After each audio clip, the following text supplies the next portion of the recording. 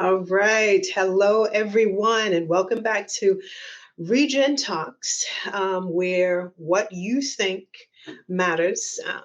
We are going to be continuing a conversation that we started last week. Actually, it was so great talking to Mrs. Jacque Eatmon, a child development specialist. She has years of experience, professional experience with education and working with families, working with children. And we were talking about this topic when parenting hurts. Uh, there had been much in the news about how grown children, adult children, were actually coming out against some actions of their parents and talking about how they were feeling. And there was a disconnection, actually, a break that was occurring between these parents and their children. So, because as a protective factor, we know that parenting is an important protective factor. We are the ones who cover our children. We are the ones who help to guide them when they're little and helping them to be able to make decisions that lead to the most positive outcomes, the healthiest outcomes for them. But sometimes, even when we are trying to do our best, sometimes the outcomes don't necessarily match what we hope. So we're going to continue this conversation with Miss Jacque this evening. Hey there, Jacque. How are you? Hi. I'm well. Good, good. Welcome back. I so enjoy talking to you and listening to you. And so we're just going to continue this very important talk about how to really increase levels of parent-child connectedness, how to make sure that we are meeting the needs of our children.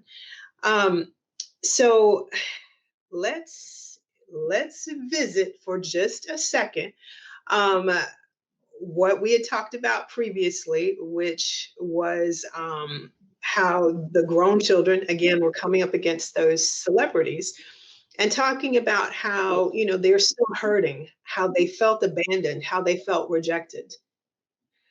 But then do you remember what the parents were saying in response, to that? Was more of, well, I did everything that I could. I provided, I didn't miss any child support. I was there to talk. I was there to give, these particular folks had cash, at one point in their lives, they accrued finances.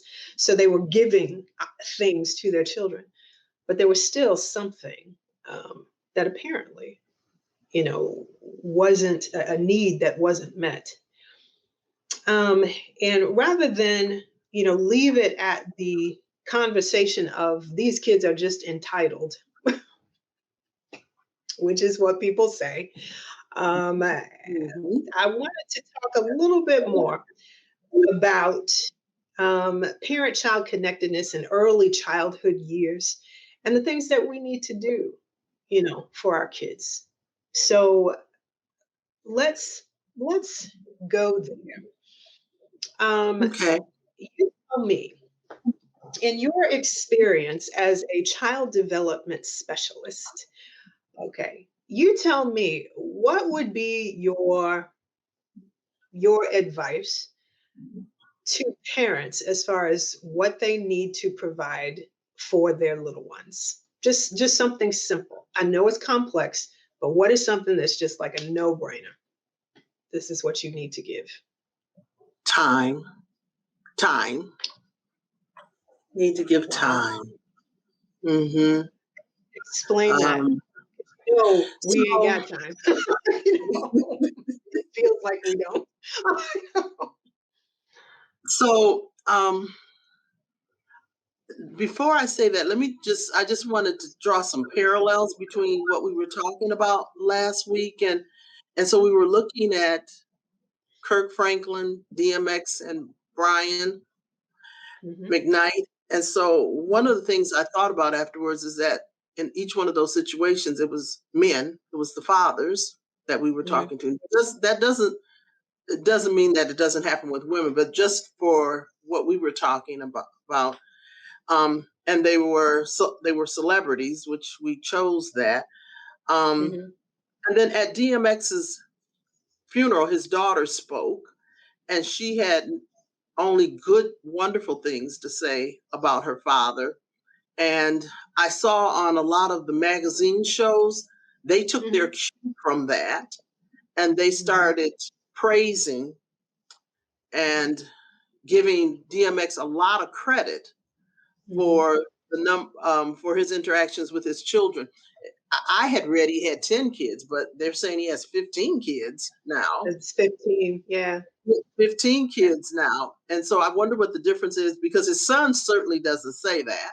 And so we can look at the difference between father-daughter relationships, father-son relationships. The fathers parent daughters different than they parent sons. And so when we talk about time, 15 children is a lot of children to give time to. It's real easy to shower our children with gifts and money, and it's like, Dad, I need $200 for something, and in these men's case, and you can just fork out $200. That's easy for them. But time is a little harder to give. Whether you have 15 kids or whether you have 5 kids, there's so much busyness going on in our day. And not only is it just time, but it's individual time. It's not always just group time, but the children should be parented in their own unique ways because they all need unique different things.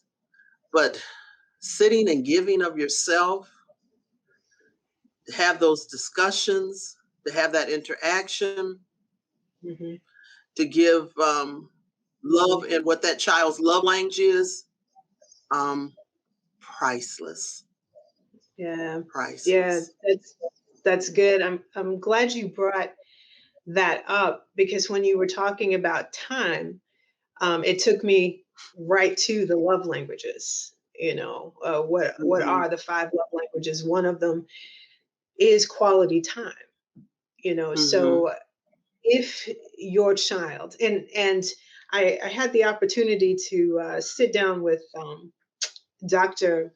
Gary Chapman, who is actually the creator of the 5 love languages. And he had something amazing to speak to parents regarding the importance of the love languages from a parent to child perspective. Children grow up not feeling loved by their parents. When they get to be teenagers, they will go looking for love. Exactly right. And typically in the wrong places and in the wrong ways.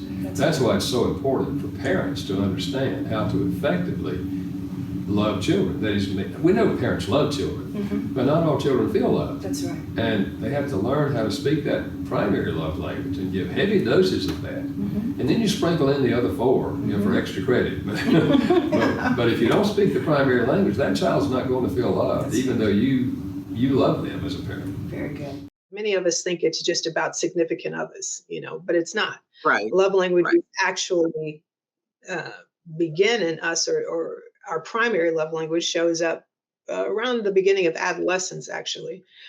And he encourages us to love our kids in all of the love languages, especially those first 7 to 8 years, where development is so important. So quality time, spending time with your children. Another is physical touch. Now, what does that mean as far as parent to child? You tell me. Physical touch, how do you show that? Physical touch is I'm glad you brought that one up, because again, I want to point out that looks different from father and mother.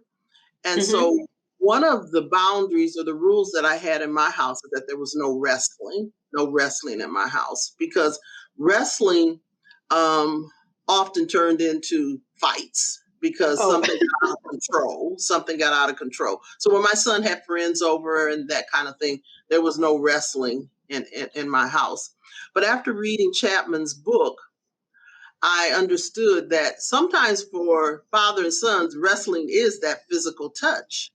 And, whereas you have your son and a mother, he may sit under you and you may put your arm around them. You may read a book or something like that, or they may lay on your shoulder. Fathers in our culture, that isn't received very well sometimes. And so the physical touch may come in the form of wrestling, and that's how they receive it. So I had to back off of that a little bit, particularly for my son and my husband. Very good. I am so proud of you. That I backed off, that I recognized, that I read the book. That's it. First, you got the PlayStation for this child after 5 years. No. Yeah, that's true. That's true. That's true. And then you backed up on the no wrestling rule. It's a process. I'm in progress. Process. I make progress. Yes. You are exactly right about how people show, and even differing, in genders. There are some things that, it's universal. If especially when it comes to reading, because I see reading with the child as doing so much more than just physical touch. You know what I'm saying? You're developing vocabulary at the same time. So I need Pops to sit down and read a book, with the little one. But I told Trey that, I'm like, man, I apologize, man, because and maybe it is a gender thing. I think I never thought about picking you up and putting you on my shoulders, and carrying you around like that, or swinging you around. That's just not my scene. And I just never. And not most women, not most mothers scene. It isn't most mothers. But you see dads all the time picking up little ones, boys and girls, sons and daughters. And it's just, here we go, let's go, or what. And I'm like, wow, okay, then there is a differentiation that I have no problem with, because I'm not doing that. And I couldn't do that. Right. So with the next one, we talked about quality time, we talked about physical touch. And again, when talking to parents though too, and talking to teens especially, sometimes when they take the love language test, with us, if we're teaching in schools or something, I've got kids who tell me that their primary love language is physical touch. But then I was like, oh, well, cool. Do you get that, at home? And more often than not, the kids are like, no, I don't. And I'm like, well, what's up? And they're like, well, if it's mom's, they're like, well, she doesn't like to be touched, really. She doesn't. And then when we dig a little deeper, the potential is there that something has jumped off in the households where mom has been inappropriately touched, before. Right. And so she's guarded, even with her babes at this point, because the healing has not occurred. Right. And then there are some who, you're just not a physical touch person. It's okay. But I always like to encourage parents to, if something's jumped off in our lives, for sure, let's get some healing, with that. But also, if you're not just naturally a physical touch person, it doesn't mean that your child is not. That's true. And they need that. That's they true. need, and if they don't get it with any of these languages, they'll find it from somebody. Right. Right. And so much so too, now that we have COVID here too, and we're not doing a lot of physical touching. And so it becomes even more important if that's not happening in the home, where that child who is a physical person is getting it from. Correct. So another love language is words of affirmation. Words of affirmation, affirming. Okay, let's talk about that. What's the importance of the words we use when building up children? Boy, the words we use, the words we use. Boy, that's certainly something that's very important, and not just words of "I love you," but that's important as well too. But just um, words of encouragement, Mm. um, words of I remember well, not rem, here I go using myself again as an example, but in my house, we couldn't say shut up. Mm. That's another one of my rules again. Mhm. Because shut up is so harsh to me. I mean, it's so Right, harsh to me. right. You could say, please be quiet. You could say, be quiet. Mhm, But to say shut up was just so harsh, or mhm. harsh words. And so, uh, and as I stated last week, I prefer to use the positive. So instead of saying stop running, I'd rather say please walk. And so Mhm. here, instead of saying shut up, I'd rather say please be quiet. Right, It right. just sounds softer and not as harsh to me. And I think Mhm, there's a lot of things that are like that. Um, mhm, so and mm. you don't call people names. Don't call people names, because those can ride with you. And if you hear them over and over and over again, that becomes internalized. That can become internalized. When Right. you start calling people names. So positive affirmations are really important. For my son, I used to put a positive affirmation on his mirror when he'd get up in the morning Oh, for the wow. whole week. So he thought it was corny. but, but if you ask him, he'll remember some of them though. But he certainly talked about me. He certainly talked about me. In that moment, I'm sure he did, but he also, like you said, he remembers those things. He remembers what you did, and it was very Hmm. positive.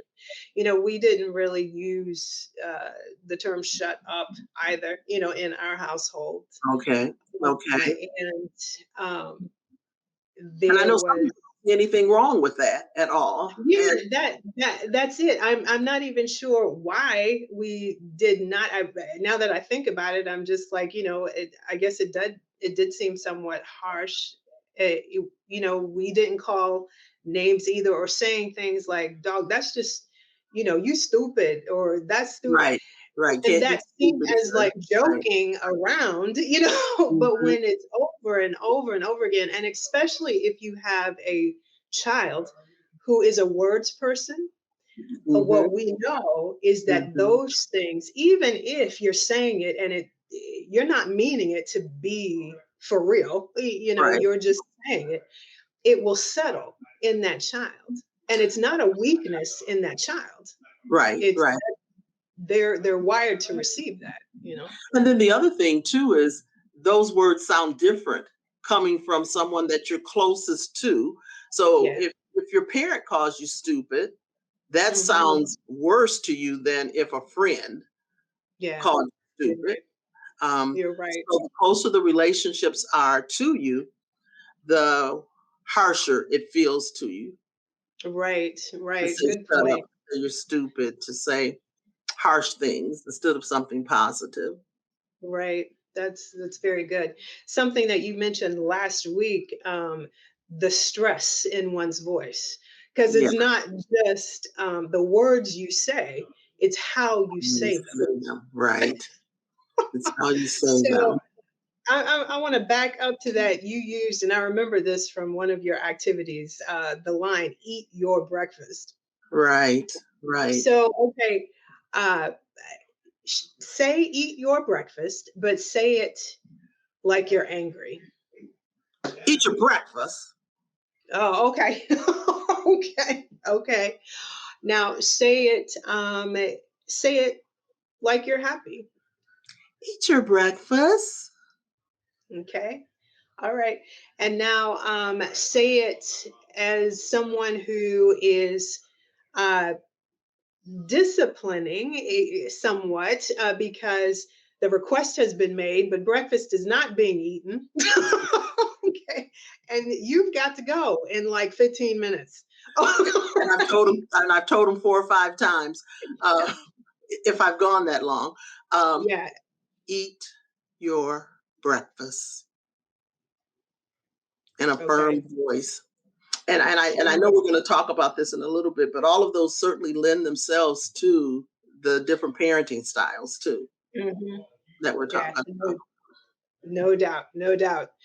Okay, so we've done quality time, we've done physical touch, we've done words. How about acts of kindness or acts of service? Now that is a parent who shows love through helping, or Hmm. that is someone who shows and receives love through helping others, doing acts of kindness. Now, Hmm. how would that manifest in a household from parent to child? Acts of kindness or Mhm. services or giving, Yeah, yeah. services or Acts of giving. Right, acts of not the gifts yet, but acts of service, acts of Okay, kindness. acts of Yeah. service. It certainly can mean being generous. It can certainly mean, as we talked about before, giving of your time. Mhm. Um, Acts of service is helping, Mhm. doing, Mhm. Mhm. um, reaching out. Mhm. Yeah, that's it. Helping in any way. There's an image that we have in our lesson plan that shows a mom helping her daughter with her homework. Okay, Hmm. she's just kind of there Hmm. beside her, kind of looking at her lovingly, and the question has been, is there anything I can do, to help Hmm. you? Hmm. Um, and so that's what acts of kindness and acts of service, folks, are. And from a parent to child perspective, that's it. If you see your child, something's happened to their bike or whatever, then you see, hey, let me see if I can help get this fixed. If Right, right, a right. baby doll is broken or whatever, hey, let me see what I can do to help you with this. If Or there's you and your there, friends need a ride to go someplace, I can take them. Um, that's it. I'm volunteering to do Mhm. That's it. We're gonna help to keep this going. Parents are offering assistance. Um, and but you kind of brought in something that takes us to that last love language, which is gifts. The giving of one's time is is kind of like fits kind of in that category of gifts. that. Because um because that is something that we are setting aside to do. We have all this stuff to do, but we are going to take our time and we're going to give it to you because you, my child, are important. and, Exactly. and because you are important, I want to give this, and my love language is giving. So what I'm going to give, I may not have cash, but I've got time that I'm Right, going to give to you. right. um, So, what do you said that parents, though, sometimes think that they can just give gifts, and that makes up for things. Do you have any words of wisdom for to help parents to understand that that's not really sometimes what kids are looking for, just stuff, you know? Words of wisdom for that. Yeah. I think we are such a commercial society, and as a Christian, I feel bad that we've turned his birthday, Christ's birthday, into a commercial holiday of giving, giving, giving. Um, Mhm. and somehow, I think parents feel if they don't give, they're being neglectful. Oh Um, wow. if they Okay. don't if they don't give their children all the children are asking for. And then Mhm. what it means to parents, sometimes it's doesn't mean the same thing to children. You give them the toy and they play with the box. Mhm. Sometimes parents neglect other bills they need to pay in order to give their children, um, and not realizing that um, a house over your head and lights on is more important than that toy Okay. that they might want, or those shoes that they might want. Yeah. I I remember reading a book. T.D. Jakes had written a book, and it's several years ago now, and I can't even remember the name of it. But there was one concept in it that he was talking about, how for many of us as parents, we want to give our children the things that we did not have, you know, Exactly. Exactly. materially speaking, because we wish that we had them. But he said that in doing that, what we've done is taken away their ability to learn about the struggle, you know, Well, and that's the what I was talking about last week with the PlayStation. with the PlayStation. I know, but you know, I know that's it. We still got to talk about the Thought about that PlayStation. now. Does he even remember it? But go ahead. That's funny. But and so I get that, and the struggle now is, okay, it's not instant gratification, and that's what everybody's used to, you know, instant gratification. It's Yes. convenient. It's now. It's whatever. And with that though, we fail to teach about the commitment and the perseverance that it takes to Right. really achieve things. So but there's another story that I share from a parenting class that kind of opened my eyes, man. A parent shared this with me, and I'm like, wow, this is a gifts person. She was telling me how, after we were talking about it, how she and her baby girl had gone to the Dollar Tree. And you know, the Dollar Tree, that's my story. You can get whatever you need for $1. And sometimes it's like all you got is $3. And maybe 12 cents, I guess, or 18 cents to get the Right. items that you need, you know, to cover taxes too. but but with that, they she had gone, and it was one of those moments where she had a limited amount of money. Baby girl found a toy that she wanted, but moms could not get it in that moment. Mm-hmm. So she put it back on the shelf, and or she asked baby girl to put it back on the shelf. And so then she told me that a few weeks later she had gone back to get some other things, and she had picked up that toy. And so she brought it home. And when she called baby girl into the room and held up that toy, she said, baby girl's eyes just got real big, and she was just standing there. And the first thing she said was, "Mommy, you remembered."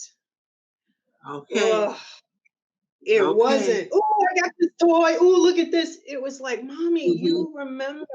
And I knew the Yeah. rest of it. "Dog, Mommy, you thought about me. Something that I said was so important that it resonated." You know, that's me feeling it Yes. was, that's what she meant. You Right. remember. Right. I was Yes. important, and you remembered it. That's a gift Right. person. Right. It's not Right. about all this stuff. It's, dog, Right. you thought you Exactly. you you really did. And it was I something that I agree. wanted, not something that you thought I wanted. It was something that I wanted. Yes. Yes. Yes. So Yeah. yeah, so those five love languages are amazing. We're actually going to have a link, you know, where you can click on it to anyone who's watching can click on it and go and take the test. I think that's a Oh, great good. assessment for all of us to be able to do. There's assessments for singles, couples, there's assessments for teens and for children. With the children one, again, I encourage parents to walk through the process with their little ones. Age 9 or 10, they're probably ready to take that assessment, and you can help walk them through it. And it's So, important that parents understand too that you need to know what your love language is and what the children's love language is, because those can be two different things. And then you need to correct. know how to cater to both. That is it. That is the important part of any relationship, I think. That's why couples, that's what Dr. Chapman was saying, because he was a family counselor too. He said that's what he was seeing. Everybody was speaking their own language, but not learning how to speak Right. the other person.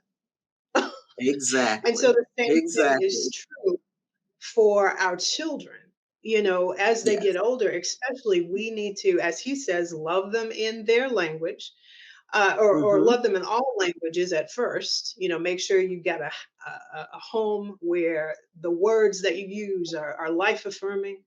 Make sure that you are spending time, as you said, quality time. Make sure that there's physical touch there, you know, that there's appropriate to their age. Um, Make sure that there's acts of kindness, you're helping when you can, and of course, the gifts. You know, make sure you're Yes. acknowledging them. Hello, everyone, and thank you for watching ReGen Talks. Whether it's family or friendships or romance, if healthy relationships are important to you, like and subscribe to our channel. You can also connect with us on Instagram at regeneration_next and on Facebook at ReGenNext. Or you can visit our website at regennext.com. We'd love to hear from you because what you think